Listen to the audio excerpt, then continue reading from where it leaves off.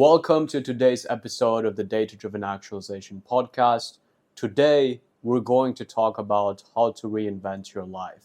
If you don't know who I am, or you want to know why I'm credible to talk about this subject, I want to tell you a little bit about who I was back in 2015. I was a high school kid who was 225 pounds, spending around 8 to 10 hours a day playing League of Legends in my summer break, and literally running out of breath walking up to my room in my house. This was me when I was 17 years old. And at the time, I felt like this is who I was destined to be, right? I was the kid who was good at math, physics, who understood analytical subjects, but when it came to socializing and meeting people, to me, this was harder than doing complicated algebra. Now, when I was 17, something very interesting happened. Me and my family went on a river trip to see different parts of Europe. And in this trip, they had some incredible food in the buffet. So what they would do is you would wake up, you'd have unlimited breakfast, you would finish the unlimited breakfast, you would see all these different places, but during the day, they would actually pack you this lunch with a sandwich, with an apple, with some snacks. So I ate so much during this trip that by the time I came back, I went on the scale and I saw 101 kilograms, which is around 225 pounds. And I thought to myself, something is terribly wrong and something has to change. This was the first moment in my life where I thought, if I don't like where my life is, I have the power to actually change it. So within that week, I signed up to the gym, I signed up to the dietitian, and in the next 3 to 4 months, I ended up losing around 15 kilograms. Now, because I was overweight and I had no base of muscle outside of playing basketball, which I quit a few years ago, my body was still soggy, right? So it took me around a year to transform how I looked physically in a full way. And what happened was, after I did that and I went to computer science, or I went to UCLA to study computer science, and I wanted to speak to people, what happened was I would go speak to people, but in my mind, I was still the fat kid, right? I was still the kid who didn't get along with people, who people didn't really find attractive, who was never a romantic interest, who was always the friend. So it took me so many social interactions to actually overcome that belief and to realize that I was someone who was attractive. And then from that experience, I ended up talking to thousands of people in different scenarios. Like I would go to the dining hall, ask someone if I could sit with them and have some lunch. And I had so many interesting conversations with different people. Some of them turned into friends, some of them turned into people I dated for a while. Some of them were just random conversation that taught me something about life. And that was the beginning of me finding freedom in my health and finding freedom in my relationships. But over the past few years, I've realized that to create any type of freedom, we first want to understand the mind. So in this episode, I want to talk to you about wherever you are in your life, right? If you're having an incredible life, then how can we actually expand upon that? And how can you reinvent the idea of incredible to be more inclusive of different metrics in your life? And if you're in a position in life where you feel stuck and you kind of need the tools to create the change you want in your life, in this episode, I'm going to go through everything I've learned from my own transformation and give you 13 actionable steps that you can implement in your life as principles and concepts you can understand to start creating the life that you want. Now, this was actually one of my most popular posts back on Instagram. So I'm going to pull out my phone here and you'll see me looking down to my phone to remember the overall idea and overarching principles. Just know that this is for the benefit of the video. So let's get this started, shall we? The topic is how to reinvent your life in the next 3 to 6 months. Obviously, this took me years to understand and years to accomplish, but I've also made a lot of mistakes along the way.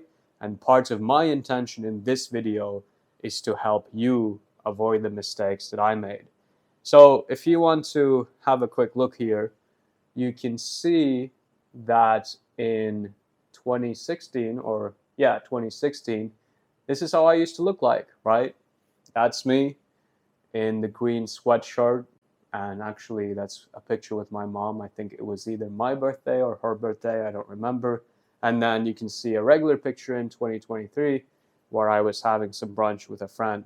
So you can see the shift in my life and take that as an inspiration that you can create the life that you want, no matter how deep you are feeling stuck in the life that you're experiencing right now.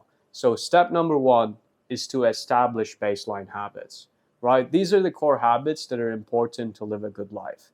For me, this is 8 hours of sleep, 3 to 4 workouts a week, and a solid nutrition plan using the 80-20 principle. Now, obviously, I'm not a fitness coach. I'm not going to talk about building muscle. I'm not going to talk about how to optimize your diet. But I want you to understand the importance of having a systems view to your life, where if you want to fix, let's say, how you socialize with people, right? It's also important to recognize if you're living on 5 hours of sleep and you're constantly stressed, it's going to be really hard to have the energy to go up and speak to someone you like. But if you're living in a way where you're moving your body in some shape or form, you're getting consistent sleep, you're having good food, then doing just that will be much easier, which is why we start with the baseline habits. This is the foundation of your building of the life that you want to create. And you don't want to skip this, right? Because a lot of people focus on the specifics of a skill.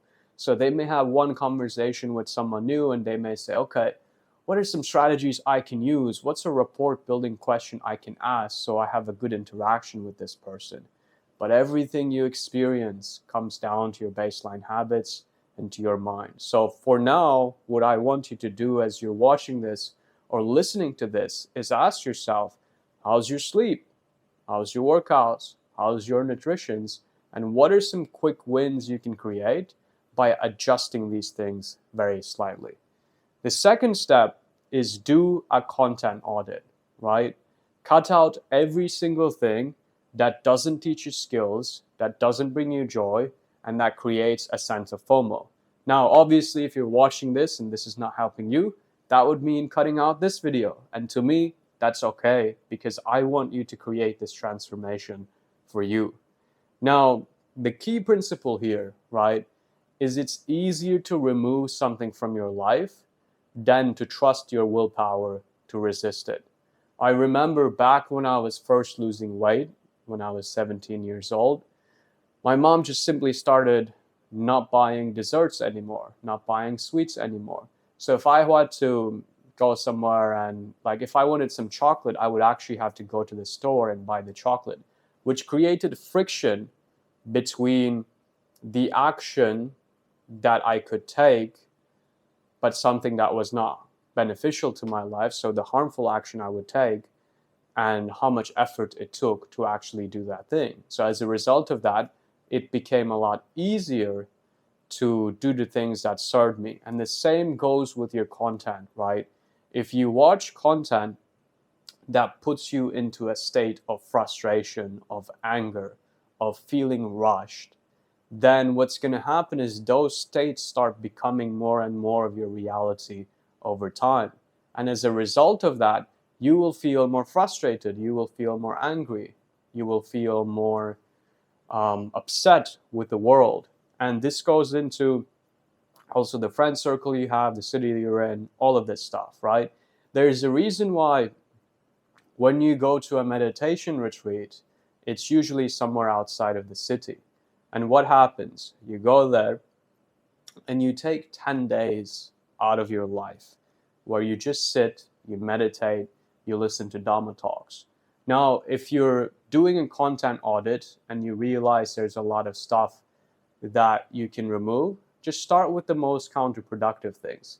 This is less about not wasting your time and more about just spending your time on content that brings up positive feelings. So, for example, if you like watching some comedy in your free time and that makes you laugh, you can keep that, right? I'm not saying optimize every single thing for learning because that's not helpful either. But what I'm saying is if you're watching anything that creates this dopamine rush from feeling sad for yourself, feeling like a victim, feeling fear, feeling frustrated. Maybe you're one of those people who end up going to those like YouTube black holes, right? And you start watching videos around, oh, why dating is over for men in this day and age, or why people are socializing less and less. And the thing is, all these thoughts are valuable, but if this is what you put your focus on, then this is going to create a state where you're going to end up more and more worried about life, and it's not going to create a positive impact.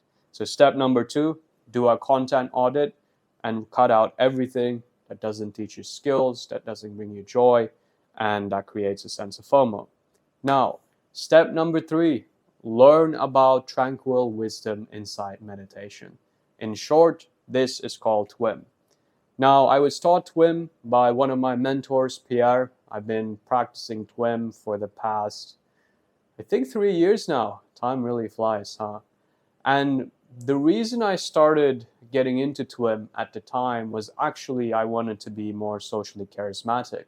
And I heard from books like The Charisma Myth, hey, it's all about building mindfulness and building presence in social situations, right?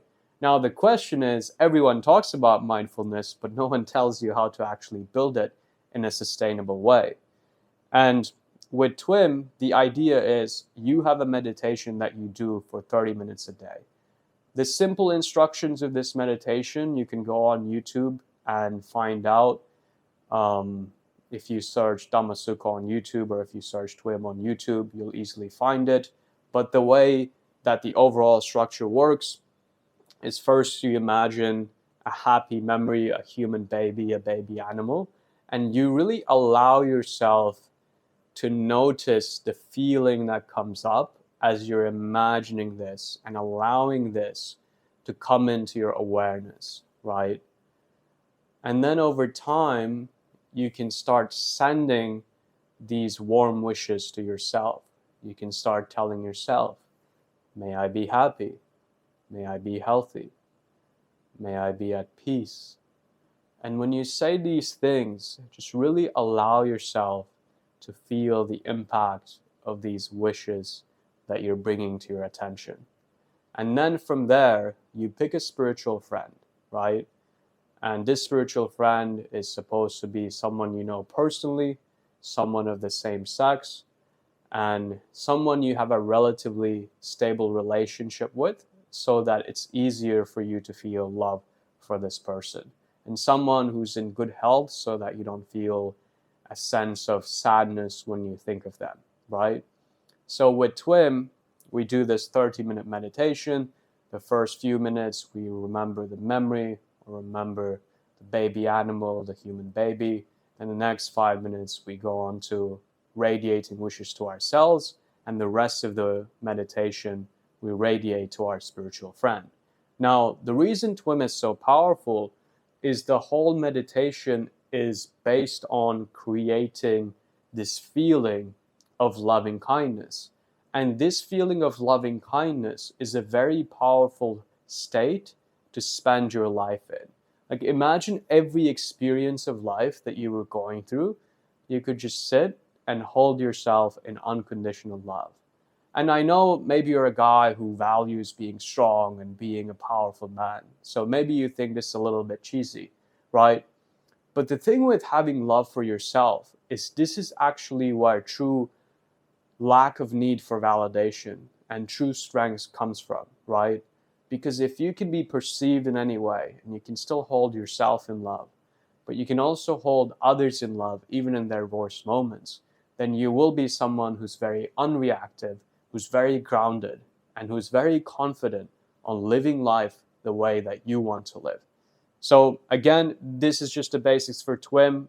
I kind of just ran through that very quickly as I'm recording this video. If you want more detail, please search Dhammasukha, start with some of the meditations there, and you'll find a lot more detailed. The other thing that's powerful about TWIM is there's a process called the 6 R's, and that can be simplified into what I'm about to tell you now. So you can bring this process into the meditation, but you can also use it in day-to-day life. In day-to-day life, here's what that looks like. When you're distracted, let's say I'm recording this video, right? And suddenly I'm feeling hungry, although I just had some Turkish food and it was amazing. Let's say, for the sake of the example, I'm feeling hungry and suddenly I'm dreaming of a chocolate cake. Now, once I realize my attention is pulled away, I recognize that and I go, never mind. Saying never mind is almost like if I was looking in this direction on the street, I just simply switch my attention, right? And after I go never mind, I relax my mind. So imagine, just like you can flex your bicep and you can relax your bicep, you can also allow the muscles inside of your mind to just relax and expand. And after that, I put a smile on my lips, in my eyes, in my mind, and in my heart. All 4 places at the same time. And then I come back to the present moment. What this process allows you to do, this simple way of going never mind, relax, smile, come back, is now when you're working, when you're in a conversation with someone, when you're doing the dishes, there are no distractions anymore. There are simply opportunities to build more equanimity. Simply ways to build and deepen your practice. So use this throughout your day-to-day life and you'll find yourself building more equanimity, having more focus, getting more done in less time, because you could see your phone in front of you like this, right? But instead of having the impulse to grab it, you can just allow your phone to be there. So over time, you build more control over your own mind just through the sheer understanding that you have in terms of how you can recognize your thoughts. You can go never mind, relax the mind, smile, and come back. Okay, step number 4. You want to learn about the 3 classes of shadow. Now, I learned about this from a mentor called Kim Barta. Now, as I research deeper, this is also something that's talked a lot about in Gestalt therapy. Just as a quick disclaimer, I am not a therapist. I'm just someone who's curious about how the mind works and who likes to explore how I can create the most conducive belief system for myself to have an experience of reality that's basically incredible. I forgot how to use words there for a second. But yeah, the 3 classes of shadow, right? The first class is interjections. So interjections is false information that you absorb from the environment that you believe about yourself. So here's a simple example. If I'm a kid, right, I'm 4 years old, I'm running around the house, I'm laughing, I'm playing, I'm having fun, and then suddenly there's something I want to show to my dad. So my dad's at the table, he's doing something, go to my dad, maybe like pull him by the pants a little bit, and then I go, Dad, look at this, this is really cool, right? And then he looks at me and he goes, no, not now, son, I'm doing something important. Now, as a 4 or 5-year-old kid, I don't have the cognitive capacities to know what this experience truly means. So I can take that experience and I can go, okay, Dad's doing something important, he doesn't want to see this, maybe I'm not important. And I may take that belief and I may live through that belief for the rest of my life, where this belief becomes something that's in the background of my being that affects every single moment of how I live life. So this is an example of an interjection. And with interjections, what we want to do is we want to release them to the time and the memory that they came from. Because the information that we took on came from this experience. It was never a part of us. So that's why we want to do release techniques to let go of interjections. Now, going into release techniques, that's a full other episode, so let's stick to this. If you want to learn more about this, just drop a comment and I can record a separate video and training around that. The second type is projections. Projections are disturbances that we have inside ourselves that we send out into the external world. So, for example, a lot of the time when you feel angry towards something, when you feel judgmental, when you feel frustrated, this usually points to a projection. A projection might be, I might feel as a guy, I am not interesting, which is probably an interject I took on from an experience. But instead of admitting that, I might just go, you know what? There are just no interesting people in my city. My city is terrible for socializing. So I actually project that disturbance to the outside world because I don't want to face the full weight of admitting it's not the outside people that's the problem. It's that I don't feel interesting. So with projections, we want to re-own them so that at first, even if this might be a little bit disturbing to know, oh, I thought this problem was outside, but it was actually inside of me. This is how we gain our energy back, right? Because we realize something that I thought was out of my control is within my sphere of control now. And with that information, I can do something to shift it. Now, the third type is split ego states. This is when a part of you wants to do one thing, a part of you wants to do something else. So maybe, a part of you wants to go have some ice cream right now, but a part of you knows, hey, I want to do a cut and lose a little bit of weight. And these parts can be in conflict. And it's not usually just two parts. It can be 3, 4, 5, 6, 7, 8, 10 parts. And I've had very interesting calls with clients where it's like the more you dive in, the more layers of the onion you discover. So with split ego states, we want to understand the positive intention of each part and allow these parts to have a conversation. Now, okay, so far, what do you have, right? Quick recap. Establish baseline habits, content audit, remove stuff that doesn't serve you, learn about TWIM, start a basic meditation practice, learn about the 3 classes of shadow. And then now, the fifth one is discover your avoidance mechanisms. What do you do when you notice a thought, a feeling inside yourself, or an experience to disassociate and avoid this experience? This can be alcohol. For me, for a long time, this was eating lots of dessert. This was eating lots of video game, or not video games. This was playing lots of video games. In a way, this was also meeting new people.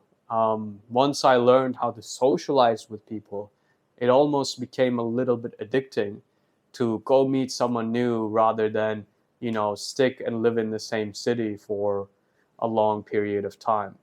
With your avoidance mechanisms, you want to cut out one of these every 30 days. So you can cut out 3 habits within 3 months.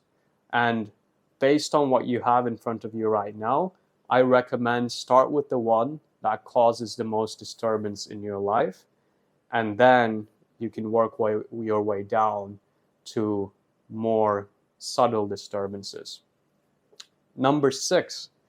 Step number 6 to reinvent your life, radiate metta, loving kindness in social situations. This has been one of the most transformative things that I have learned in my own journey of meeting people and connecting with people. The way you do this, like when you meet someone and you can just tell they care about people, and maybe even specifically they care about you as a person, right? You feel this warmth from them. The way you can cultivate this warmth is imagine as you're speaking to people. You see someone on the street, or you're ordering your coffee, or even you're meeting a friend for a quick dinner or a quick drink after a long time. Imagine in your awareness using the words, may you be happy, may you be healthy, may you be at peace, and actually sending these wishes to to the person in front of you, right? So when you say in your mind, may you be happy, you actually imagine them being happy. When you say, may you be healthy, you actually imagine them being healthy. When you say, may you be at peace, you actually imagine them enjoying a peaceful life. This is a great way to relax into the moment when you're meeting new people. So you can take this and bring it to a networking event. You can take this, bring it to an interview. You can take this, bring it to a bar or a club if you want to.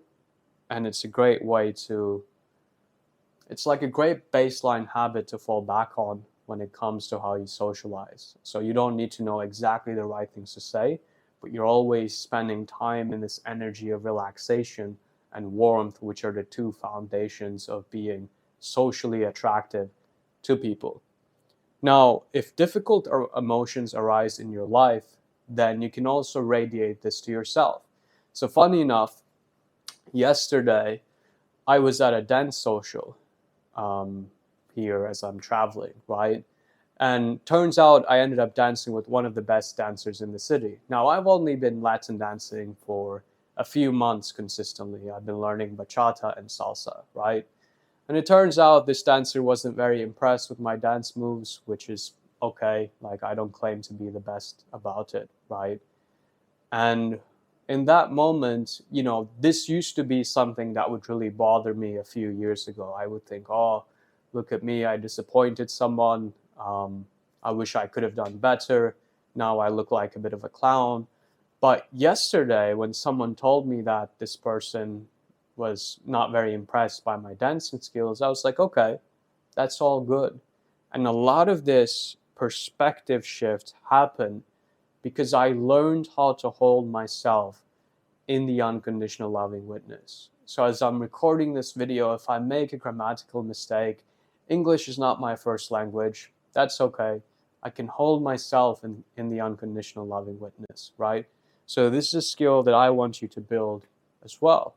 You want to be able to send yourself love and also send other people love, so that your state, your default state in life over time turns into a state of more peace, more confidence, more warmth, rather than a state of stress, fear, anxiety. This is how you can turn any moment of life into paradise. Now, point number 7. Although my phone is in color right now, so I'm going against my point just so I can read this better to you. But point number 7 is put your phone to grayscale mode. Now, I know that if you're watching guys like Alex Hormozi, right, he talks a lot about this as well. But I actually used to do this back in 2015 or 2016, 2017. This is something I discovered in college. And the way I discovered it is I realized how much of my attention my phone was hijacking. So what I did was I went to my accessibility settings, put my phone to grayscale mode, and then I also turned off notifications for every single app that didn't need my immediate attention. So I don't have notifications for texts, I don't have notifications for any type of game or fun app, I don't have notifications for my bank. Like, all I have notifications for is Uber, or in Asia there's Grab, right? So I know, oh, my bike is coming or my car is coming, or delivery apps so that I know my food is coming. And then every now and then, if I'm waiting on an important text or an important call, I may temporarily open that up so I see that notification. But when I did this as an experiment of putting my phone into grayscale mode and turning off almost all my notifications, and I did this for, I think, the first time around 3 days. I thought I was going to miss out on so much because I wouldn't get notifications around what people were doing, what story they uploaded, and this was during college, right? But what I realized was I actually missed out on nothing, and I got to live my life more as the person I wanted to be. I got to live the life that I wanted without having this device hijack my attention. So that's step number 7 when it comes to reinventing your life. is you really want to be the one intentionally controlling how you spend time with your devices rather than having the algorithm and having the devices control you. Step number 8, every day, ask yourself these 3 questions. What was my biggest win? What was my biggest lesson? And what was my boldest move?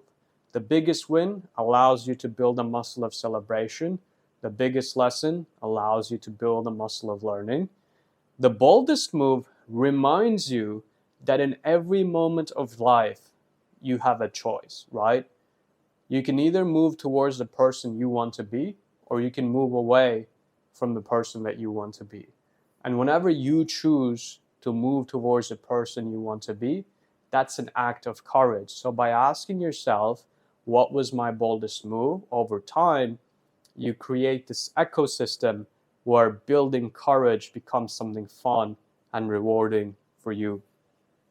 Okay, step number 9, do at least one thing to celebrate your progress. You could do this weekly. Every 2 weeks is the least frequency I would recommend. One mistake I made in my life in the past, as I was building all these skills and improving my life, is I didn't really celebrate myself. And I thought, oh, if I take some time to celebrate, it's actually time that I could have spent growing, right? But what celebration allows you to do is it actually creates an emotional experience around what you just learned. So let's say, I am someone who has trouble meeting and socializing with people. So one day I decide to go out, and all I do is I'm going to go and compliment 5 people.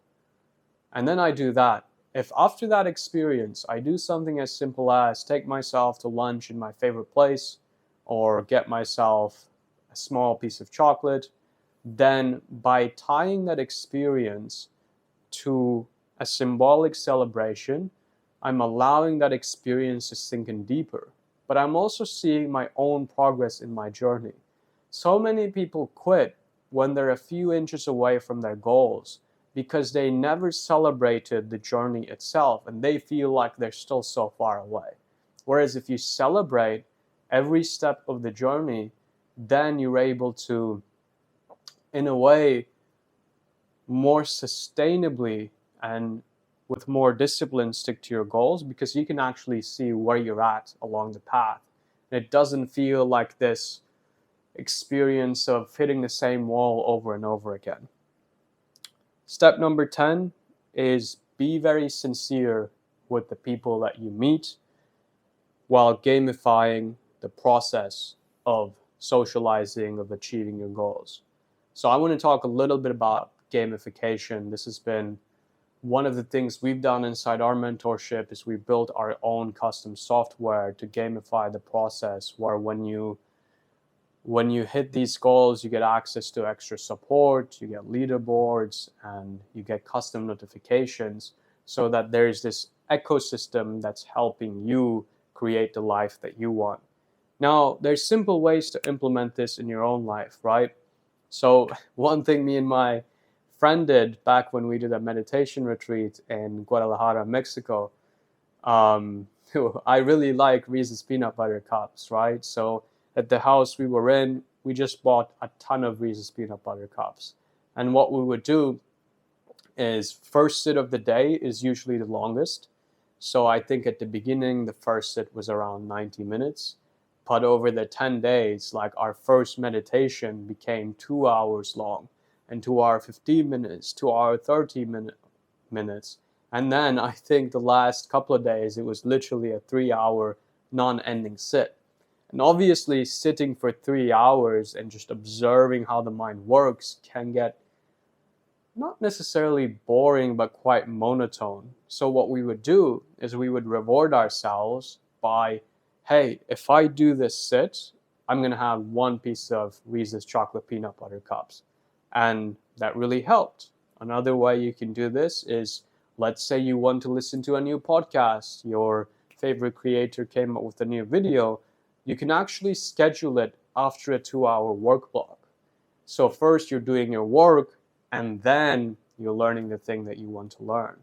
Or you can even convince a few of your friends to join you in your journey of creating the life that you want, so you can start assigning points to different tasks. Let's say, if someone compliments 5 people, they get 50 points. If someone wakes up before 9 a.m. every single day for the week, they get 100 points. So you can gamify the processes you like and involve your friends and have a leaderboard. So doing the things that you need to do becomes something actually enjoyable for you. Because when we have fun in any type of path, we come back to that thing more. I've seen this in dancing. I love bachata music. I love hearing salsa music. And in the past week, I've been dancing like 5 times in the last 6 nights, I think. So I spent around 20 hours in the last few days dancing. My life has literally been work, hit the gym, eat, dance. And that's because, to me, dancing is really fun, right? So figure out how you can gamify your own progress for your goals so that it becomes fun and something you can't wait to do, rather than knowing all these things are things you have to do, but never getting to them in the first place. Which leads me to the last point, step number 11. Remember to have fun, right? And don't forget that at the end of the day, we're sitting on a rock, floating in space, and no matter what happens in your life, eventually your life is going to be over. So just like that famous song, create a life that you remember. And I hope these points, these steps, this video helps you do exactly that. If you have any questions about what I spoke about, feel free to drop a comment below. And if you want to see our full approach on how you can create a paradise ecosystem for yourself, where you get what you want out of life while feeling clear and while feeling at peace, then go to the link below, and there's around a 30-minute video you can watch that breaks down the system as a whole. Outside of that, thank you for watching, and I will see you in the next one.